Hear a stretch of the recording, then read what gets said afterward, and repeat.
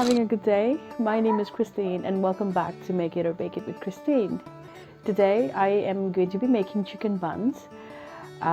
These buns are very special to me because when I really started on my journey baking, these are the first items I actually made and sold. So this is very special to me and I'd like to share the recipe with all of you. If you're new to my channel, please don't forget to hit the like, share and subscribe and the notification bell so that you will be notified whenever I upload a new video. So let's get started. In a bowl, I am taking lukewarm water. This is 600 ml of lukewarm water and I'm going to add milk powder to it.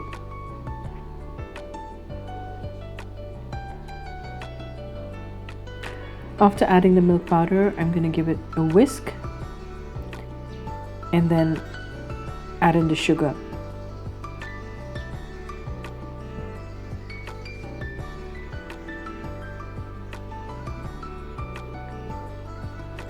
I'm now adding in the yeast. This is 3 teaspoons of instant yeast.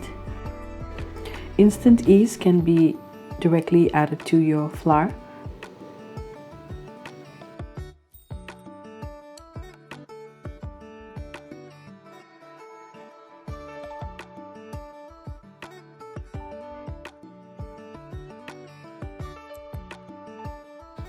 This is room temperature butter, very soft.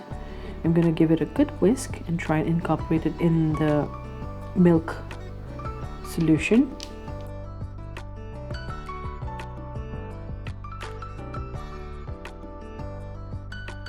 So I'm adding the flour now, little by little, and it's going to become difficult for my whisk to take it, but that's okay. It's going to be a very, very sticky mess, but that's totally fine. And I'm going to show you what I'm going to do now.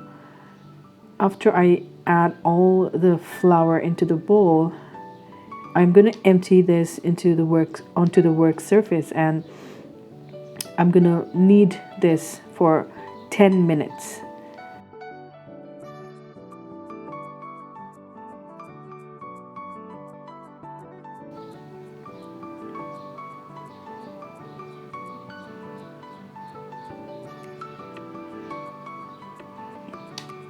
Initially, it may look like it's very difficult to work with, but that's fine. We really have to knead the dough really well. And the best way to know, if it's done or not is to set the timer to 10 minutes. Because 10 minutes could seem forever when you're kneading this. So it's always good to set it. After the timer goes off at 10 minutes, if you still see that it's not done, you could probably extend for another 2 to 5 minutes. But the idea is to keep on kneading so that the gluten forms and there is elasticity in the dough.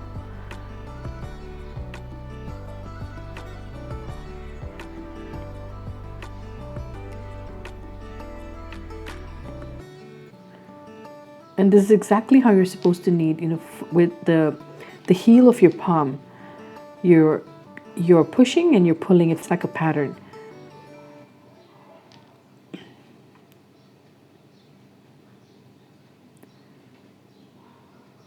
I'm using a bench scraper to gather all excess dough that is spread around. And I'm just going to repeat the process. After 10 minutes, this is what it looks like. The dough is still a little soft, but that's okay. I can work with this. Now I'm going to do the window pane test, and I'm going to show you what that is. So I'm going to take out a small ball, I'm going to roll it out, and I'm going to stretch the dough a little bit, slowly. And when I'm stretching, the dough should not have any cracks in the middle. Like it should be able to stretch. Like, you see what I'm saying? This is what it should look like.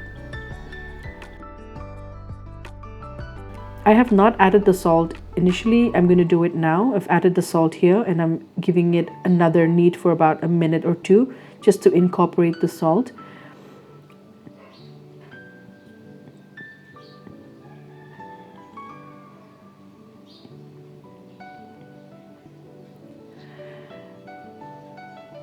Now I'm gonna let this dough rise. Okay, so it's gonna proof for an hour. I have greased the bowl, and I'm also gonna grease the top of the dough with butter, and I'm gonna let it proof for an hour.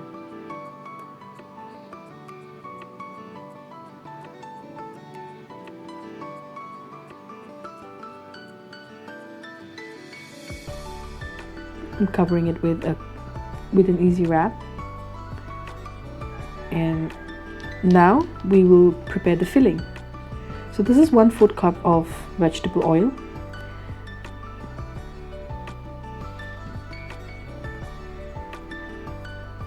I'm using 5 onions chopped very finely.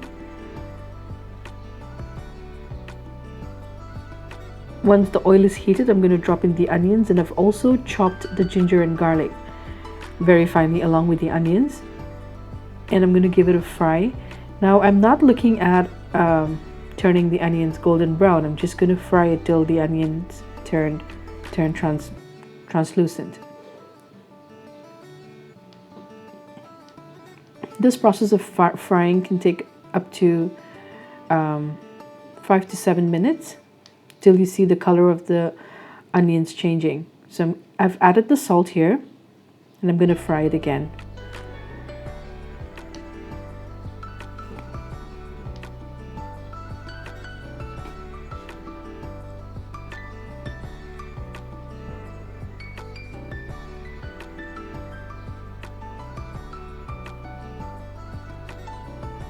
A teaspoon of white pepper powder, a teaspoon of black pepper powder,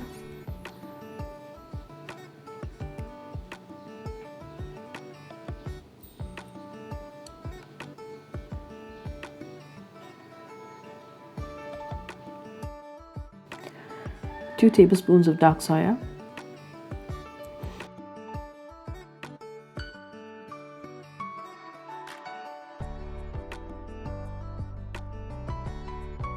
this is 2 teaspoons of sugar. Now at this point, it may start getting caught a little at the bottom, so to avoid that, I will be adding 2 to 3 tablespoons of water.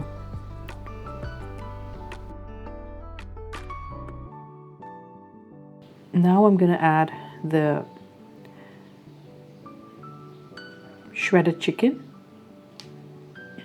Going to give it a good mix and fry them together for about 5 minutes, because the chicken is already parboiled, so it's literally cooked. 1/4 cup of milk,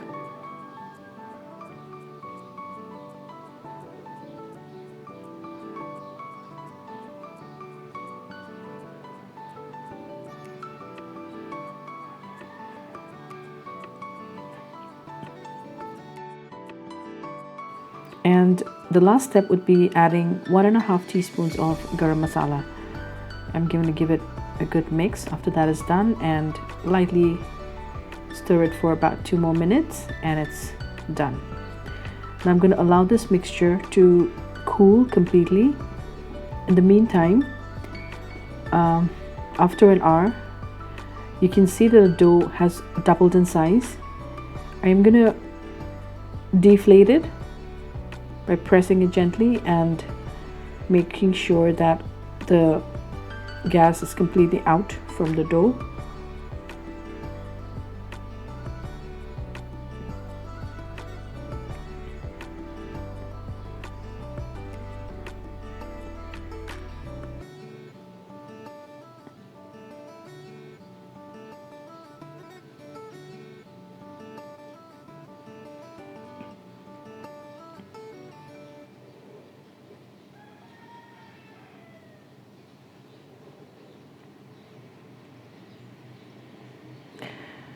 I have divided the dough into equal portions,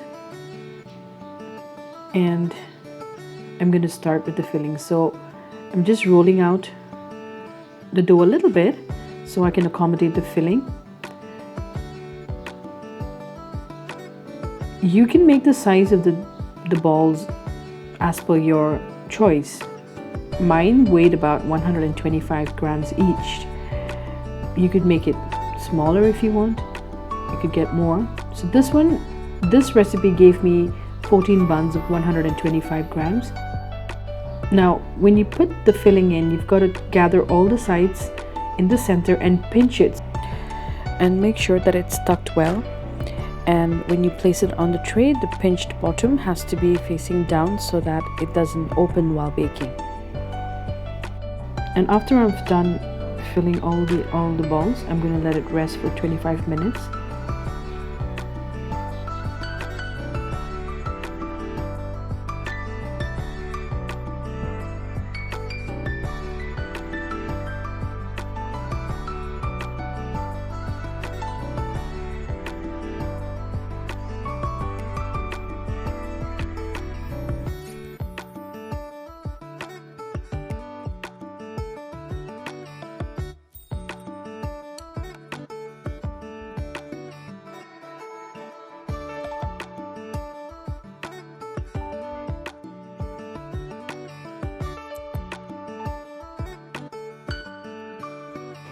Since my oven is big and I can accommodate more buns, I've made these as per that.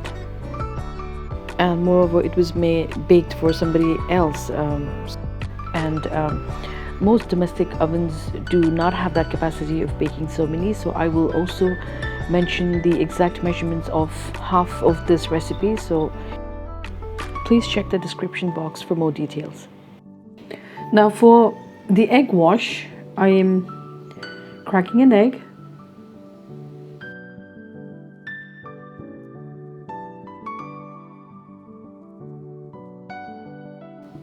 I'm adding 3 tablespoons of milk. This helps in the even browning of the breads and buns, and also helps retain the moisture when you apply this on top of the bun. After 25 minutes, I am going to egg wash the buns very gently and sprinkle sesame seeds over them, and they are ready to go into the preheated oven for 25 minutes at 200 degrees Celsius.